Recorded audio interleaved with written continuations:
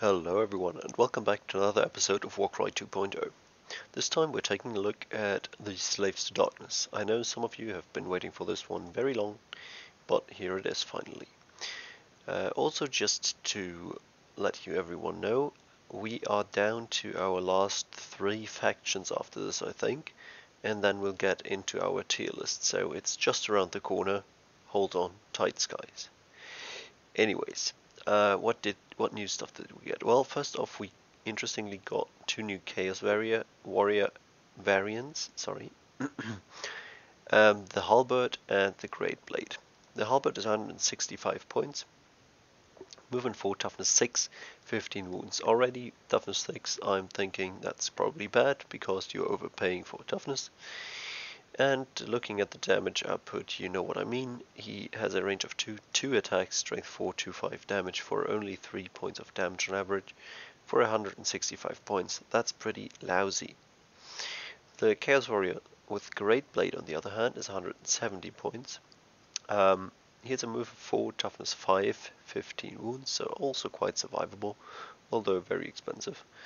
Range of 1, 3 attacks, strength 5, 3, 5 damage.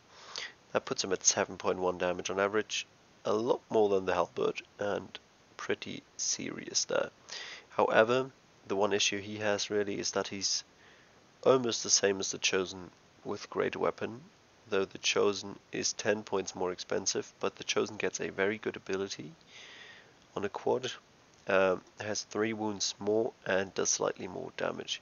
So just overall, I feel like the Chosen is going to be a slightly better choice than the Warrior. Anyways, now let's get into the actual new stuff, because I feel like that's just afterthoughts to what they already had. We got the Chaos Knights. We get the Chaos Knight with Lance and one with Hand Weapon. They are 220 points each. We have a movement of 10, toughness of 6 and 22 wounds on both of them. Again, toughness 6, not that good, not that useful. The Lance has a range of 2 attacks, strength 4, 2, 5 damage for only 3 damage on average because of the low attack characteristic of 2. The hand weapon is slightly better with a range of 1, 3 attacks, strength 4, 2, 4 damage, putting it at 4 damage on average, which again is not great for 220 points value. Now let's get into our new leader options. We have the Dark Oath Chieftain, 490 points. He's a movement of 4, toughness 4, 25 wounds, which isn't bad. Range of 1, 4 attacks, strength 4, 2, 5 damage for 6 damage on average. Honestly, this is a pretty decent profile for 190 points. Then we have the Dark Oath War Queen, 195 points. And we can see the old thing for Games Workshop always does is she loses an attack and a crit damage, so way less damage than the Dark Oath Chieftain, and all she gets is 1 toughness, yet she's more expensive. Games Workshop has done this for all heroes. Basically, toughness is overvalued. Not for all heroes, for all models in Warcry. So, yeah, Dark Oath War Queen definitely overpriced compared to the Dark Oath Chieftain. Then we have the Chaos Sorcerer Lord, 165 points, relatively cheap there. Movement 4, only toughness 3 on this one, 20 wounds. And he has the normal magic ranged poke attack with 7-inch range, 2 attacks, strength 3, 6 damage. Then we have a Chaos Lord. He's 255 points, has a move of 4, toughness 5, 28 wounds, so very survivable this guy. A range of 2, which is super nice, 5 attacks, strength 5 for 3, 5 damage, putting him at 11.8 damage on average. That is insane, that's so much damage. It's actually the same attack profile that the Exalted Champion has, with the one difference of having an extra point of range. However, the Exalted Champion is 250 points, the Chaos Lord 255, so you can see those 5 points different are the extra point of range there. Really a matter of personal taste there and having 5 points left to spare or not, I think. Then we got the Chaos Lord on Carcadrak and the Demonic Mount. Carcadrak is 310 points, movement of 8, toughness of 6, 38 wounds, so again you're paying for that extra toughness, which you don't need. A range of 2 as well, 4 attacks, strength 5, 2-5 damage, for a sexy 7.4 damage on average, really good there. The Chaos Lord on Demonic Mount has 295 points, so 15 points cheaper. Gets the movement 10 because horses are faster than dragon thingies. Toughness 5 only, but that's fine, 5 is great. 32 wounds, so a lot more squishy than the Carcadrak. A range of 1, 5 attacks, strength 4, 2-4 damage for 6.7 damage on average. Yeah, I think he's not bad either. Both of them are very expensive, of course. And then we have the Exalted Hero of Chaos, 230 points for him. Move of 4, toughness 5, 28 wounds. Range of 1, 5 attacks, strength 4, 2-5 damage. So 7.6 damage on average, really not too bad. Also, there's a lot of high damage guys in this warband. Then we have the Varangard. He's 310 points. Again, very expensive, just like the Chaos Lord and Carcadrak. Has a move of 10, toughness of 6, again 35 wounds. His melee attacks are a little less inspiring. Actually, they aren't. Range of 1, 4 attacks, strength 4, 3-5 damage. Puts him at 7.4 damage on average, which is just as good as the Carcadrak. And yeah, he's a very serious fighter as well. And then we have the Doom Knight, who's the Chaos Knight leader, 285 points, movement 10, toughness 6, 32 wounds, slightly less wounds than the Varangard there. A range of 2, which is nice, 4 attacks, strength 4, 2-4 damage, for 5.4 damage on average. Again, not bad, but yeah, he is very expensive for the damage output, but so are all of these guys. So all of the mounted options, basically. Let's have a look at their points values then.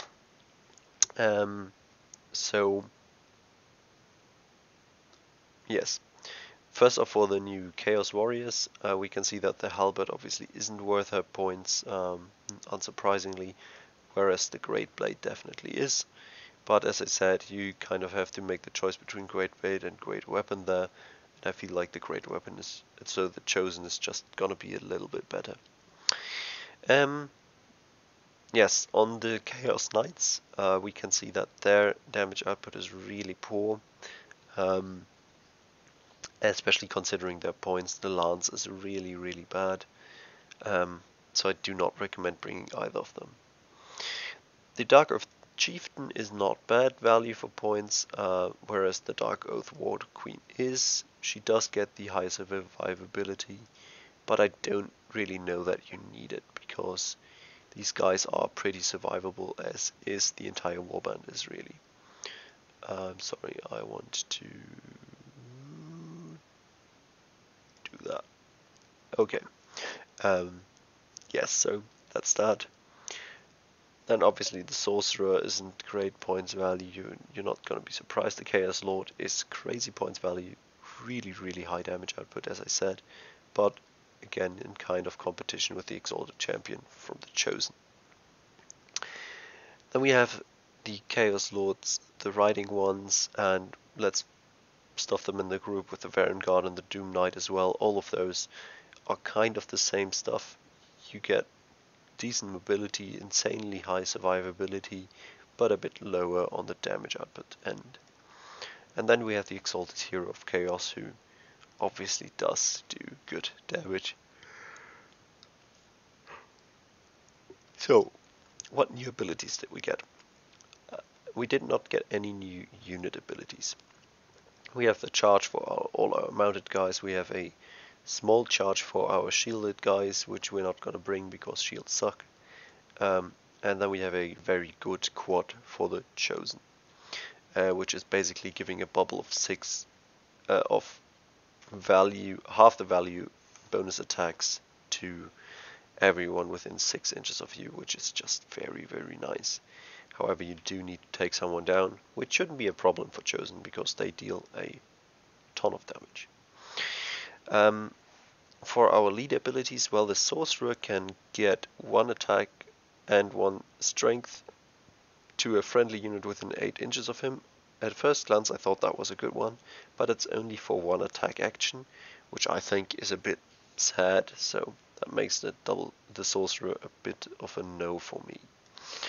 The Varangard gets a very cool one, which is adding half the value of the ability to his attack's characteristic for his next action.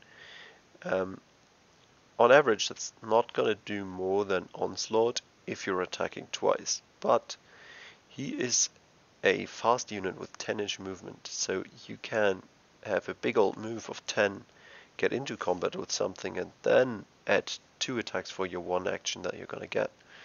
Bump up your damage to insane amounts, deal over 10 damage per action, certainly enough to take down a chaff, even like stronger chaff models in one swing.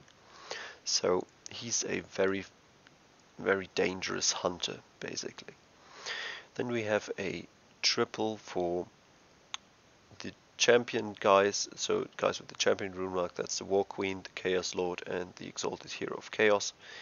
All of those get to add 1 to the melee attacks for friends within 3 inches of them, which I think in general is a good one. However, it kind of pales in comparison to the quad that the Chosen get. So, yeah, that's the one thing to keep in mind there. Then we have a triple for our mounted Chaos Lords, which is horrible. It adds 2 to the move for mounted units within 6 inches of them, but only to those who start their move within 6 inches of them. It just doesn't feel good. They kind of want to allow you to play like a Chaos Knight list or something. I don't know. It's weird. It's not gonna be good. Chaos Knights are way too expensive to have a bunch of them anyways. I don't know. Pretty bad. All of them get the ability to for a triple to go on rampage basically, but they need to kill an enemy first. But that's pretty good. So if you kill an enemy, spend a triple, then you then get to make a bonus move and bonus attack. Very sexy. Last but not least, the Dark Oath Chieftain gets to add the value of the ability to his hit and crit damage, but only for his next action, which I don't think is that valuable. Of course, it's gonna be a ton of damage. He's gonna kill something in 1 hit, but there's so many guys on this roster that can kill something in 1 hit, like the Chaos Lord and so on. So I don't think that's the biggest deal. So what kind of list would I bring then? Well, let me show you. I think I'd bring a Varangard because of his very nice double ability, his high movement. I think he's a very good hunter for chaff units, actually even for high tier units. And he's insanely survivable, so if you want to shut down someone's ranged play, for example, just run him into the enemy's guys so they can't shoot at something else, all stuck in combat. He's gonna survive for a turn there and can deal some hefty damage in return, which is nice. Then you have your Marauders with flails. I bring 4 of them in this case. They are just very solid, 55 points, good stuff.